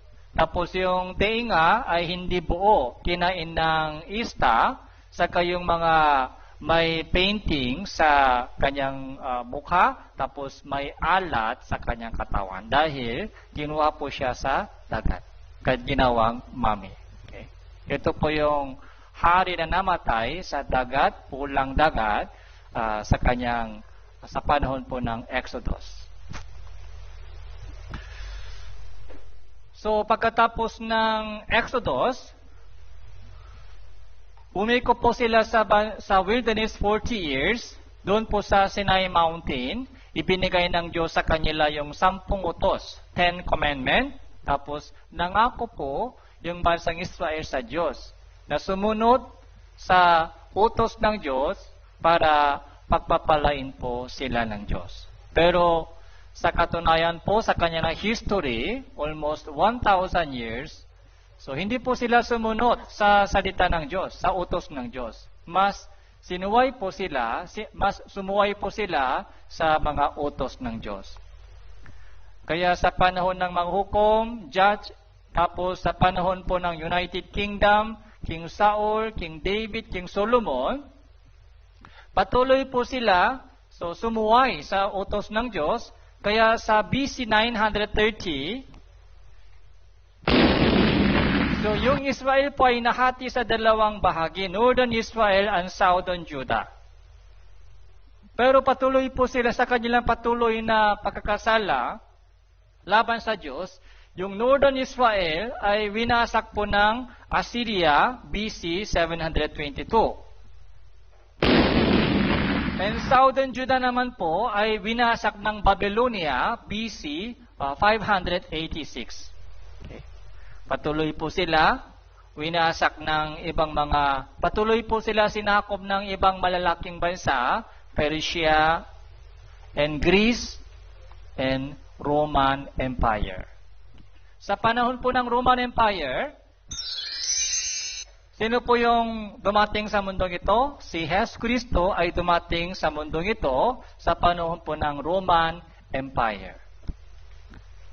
So alam po natin yung storya po ng Panginoong Jesus Cristo. Okay? Gumawa siya ng maraming milagro. Ano po yung milagro?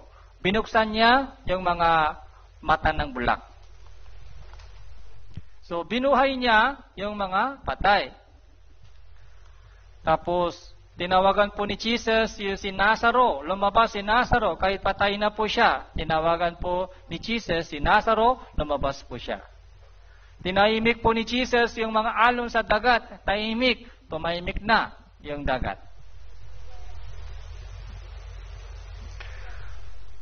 Tapos yung kanyang mensahe. Ano po yung mensahe po ni Jesus?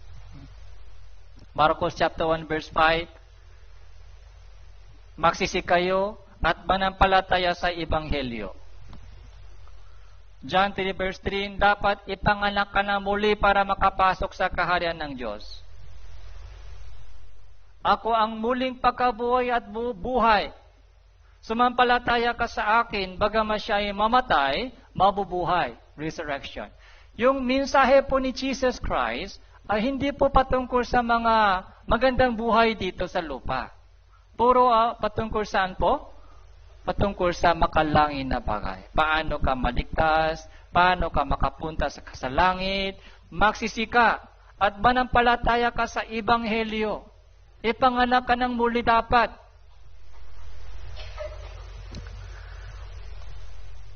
Tapos, yung pinaka-highlight, isa sa mga highlight ng miracle ni Jesus, so, pinakain po ni Jesus yung 5,000 tao sa pamamagitan ng 2 isda at 5 tinapay. Hanggang nabusog po sila sa 5 tinapay at 2 isda.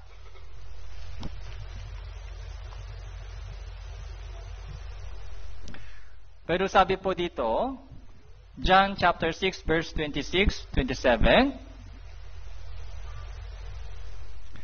sabi niya, ako'y inyong hinahanap hindi dahil sa nakakita kayo ng mga tanda, kundi dahil sa kayo ay kumain ng tinapay at kayo ay nabusog. Huwag kayong magsumikap ng dahil sa pagkain nasisira, kundi dahil sa pagkain tumatagal para sa buhay na walang hanggan.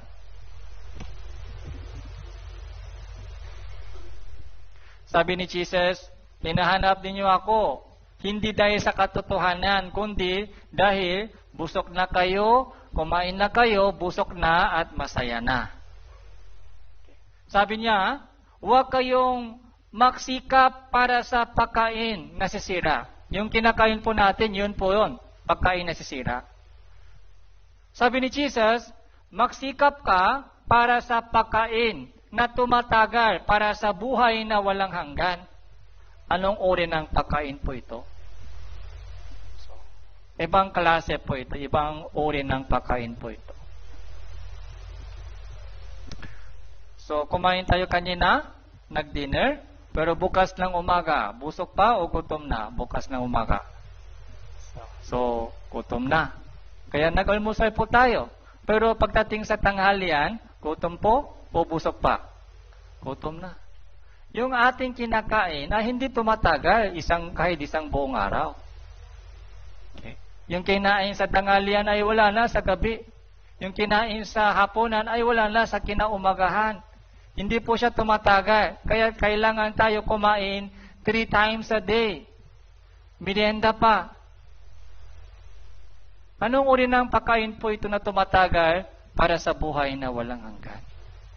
Ito po yung ating spiritual pagkain. Ang problema po, ayaw ng Diyos, ayaw po ng mga tao makinig yung salita ni Jesus. Lalo po yung mga Pariseo, Eskriba, yung mga religious leader sa mga Israelita, sinampal po nila si Jesus. Okay. Sino ka? Bakit maghuskas? Bakit humatol ka sa akin, sa amin? Sino ka?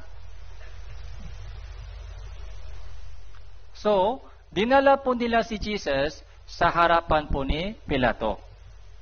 Si Pilato po, di ba panahon po ng Roman Empire, si Pilato po ay isinugo galing po sa Roman government. Okay? Gobernador po siya, Pilato. So alam po ni Pilato na si Jesus ay wala siyang kasalanan. Pero yung mga Israelita ay sumisigaw po sila na ipako si Jesus, patayin si Jesus. Na-disappointed kami. Yung taong ito ay nagpapagulo sa amin. Isang magulo siya, kaya dapat patayin siya. Ganun po yung sigaw po ng mga Israelita. Kaya si Pilato po, gumawa po siya ng isang paraan.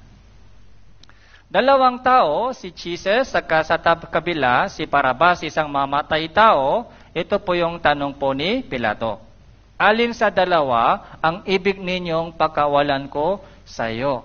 Akala po ni Pilato, siguro si Jesus ay mas gusto nila kaysa itong mga kilalang mamatay tao. Murderer ito, kilala, masama, kriminal. Sa akala po ni Pilato, siguro mas gusto nila si Jesus. Pero yung mga Israelita po, sumigaw, lalong sumigaw, ipako siya sa cross. Ipako siya sa cross. Kaya si Pilato po, nagugas po siya ng kamay sa harapan ng mga Israelita. Tapos sabi po niya, wala akong kasalanan sa dugo ng taong ito, kayo na ang bahala dyan. Okay? Wala akong kasalanan. Dahil kayo ay sumisigaw po ngayon sa akin, so ibibigay ko sa inyo. Ipapako siya dahil sa inyo, kaya kayo na ang bahala sa kasalanan. Matthew chapter 27 verse 25, ang sumagot ang buong bayan ng sabi, pananagutan namin at lang yung aming mga anak ang kanyang dugo. Bahala kami. Pananagutan namin at ng aming mga anak ang kanyang dugo. Basta patayin mo siya. Yun po yung sigaw ng mga Israelita. Kaya, ipinako si Jesus at namatay siya doon sa cross.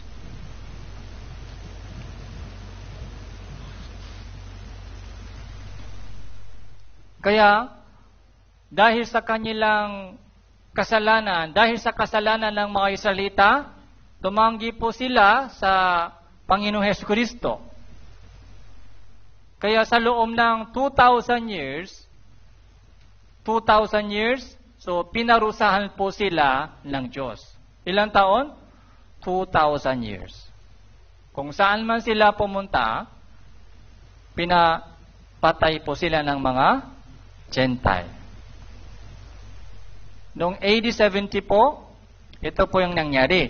AD 70. Ikinala sila sa buong mundo. Kung saan man sila pumunta, pinagpatay sila ng mga ibang lahi. Tapos yung kanilang lupain ay naging tigang, basurahan.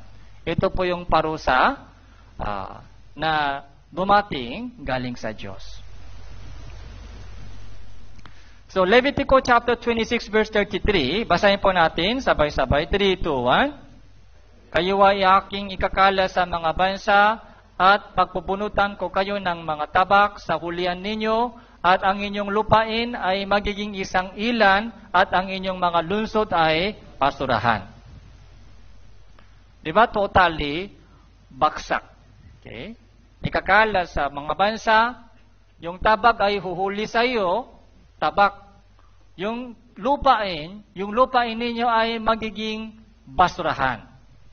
Ito po yung nangyari sa kanila, sa mga Israel, sa loob ng 2,000 years. 2,000 taon.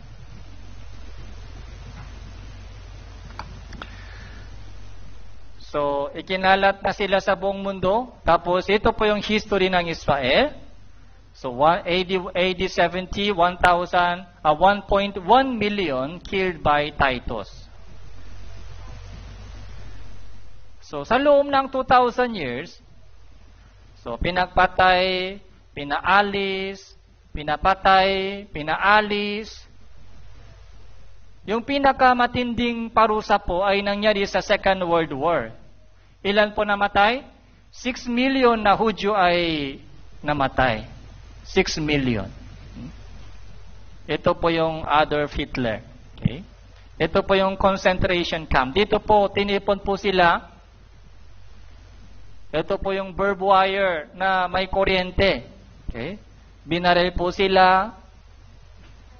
Ito po yung mga bangkay. Parang kahoy lang po ito. Ito po yung damit po nila, suot nila, salamin nila, nasaan yung mayari? Patay na. Walang awa sa mga senior, kay matatanda, binuksan po yung tiyan, binuksan po yung ulo, utak, na walang anesthesia. Maraming mga medical experiment ginawa ng German doctors. Kaya advanced po yung medical science ng German. Dahil yung tao mismo ay ginamit po nila. Ito po yung poisoning gas. Zyklon B ay ginamit po nila sa pagpatay ng maraming tao. Kinulungan sila sa mga shower room. Pero ang labas po doon sa faucet ay hindi po yung tubig, kundi poisoning gas. Ito po yung Hurono. Okay? Walang awa sa mga bata. Let His blood be on us and on our children. Panorin po natin isang video clips.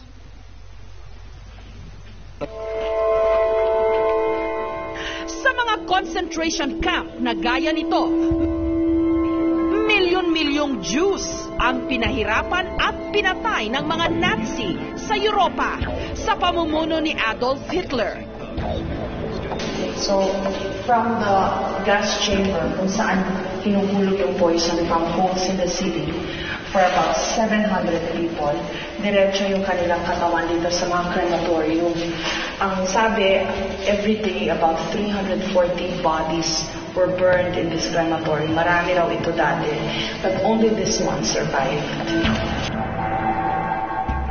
Halos 80 taon na ang nakalilipas. May ilang pinalad, kabilang na ang nooy 6 na taong gulang lang na si Brigitta Wax. I remember the Nazis coming up to our apartment and taking my father. And I remember that my parents were very nervous when we left. And they had to pack whatever they could and just take it. Sa ilalim ng administrasyon ni dating Pangulong Manuel Quezon, buong pusong tinanggap ng Pilipinas ang mga tumatakas na Jew. Some people tried to get to the United States or some of the other countries, but most countries had very strict quotas and didn't provide visas. So the fact that the Philippines allowed us to come in was wonderful. 1,300 sa kanila na biyayaan ng Philippine Visa. Bumalik sa Pilipinas kamakailan ang ilan sa mga dating refugee para ipalabas ang dokumentaryong Rescue in the Philippines, Refuge from the Holocaust. Sa opisyal na imbitasyon ni Pangulong Noynoy Aquino, sa likod ng mga ngiti sa kasiyahan, matagal mang panahon na ang lumipas, bakas pa rin sa mukha ng mga nakaligtas ang abot langit na pasasalamat. Fight again! Fight again! Fight up! It's Ominda!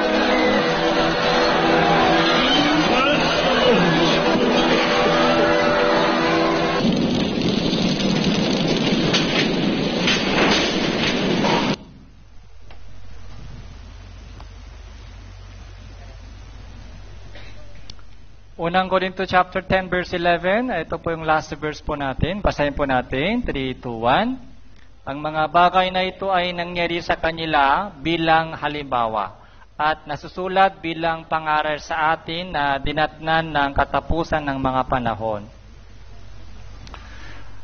So, yung Israel po ay saksi ng Diyos. Okay? May nakita po sila, may naranasan po, may experience. Okay? Yung sample nation po sila para sa atin. Okay? Pinalo po sila ng Diyos dahil para matakot po tayo. Para matakot.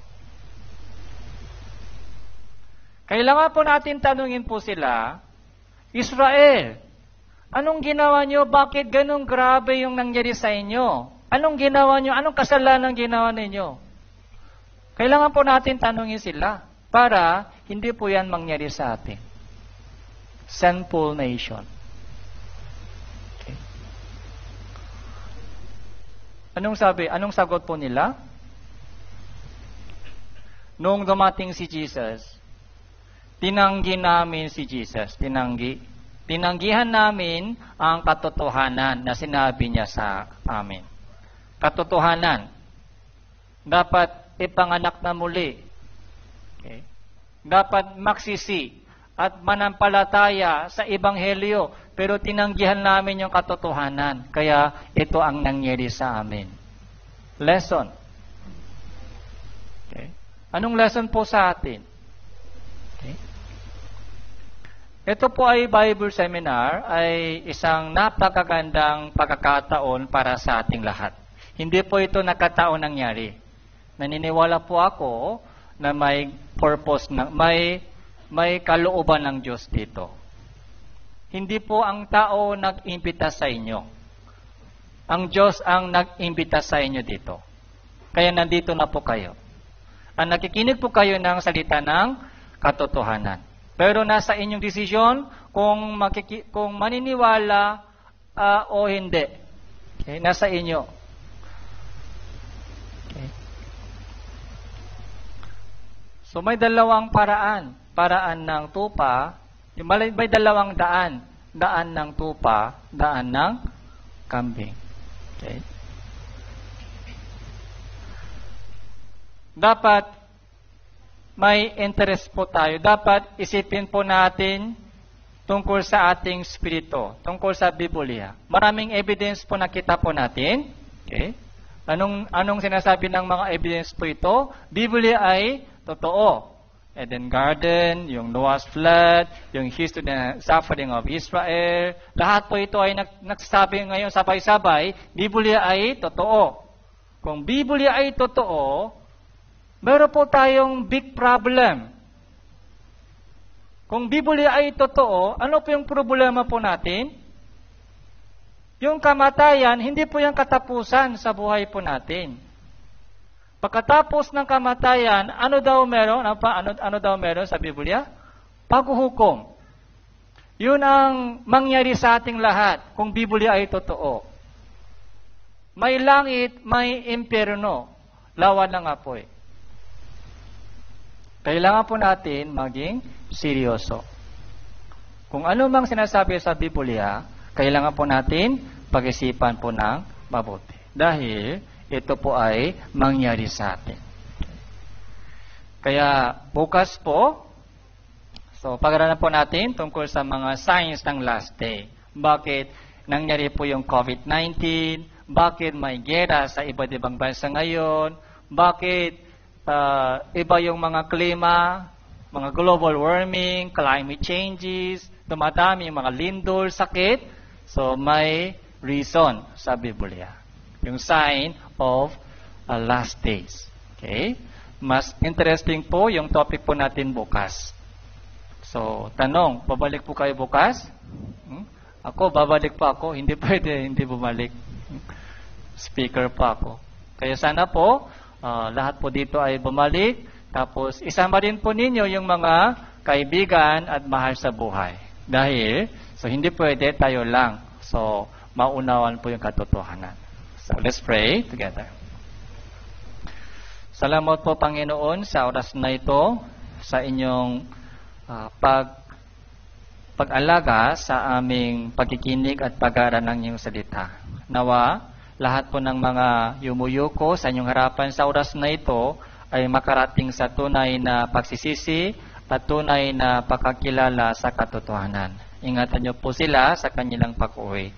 Ito po yung aming panalangin sa pangalan ng Panginoon Hesus Kristo. Amen.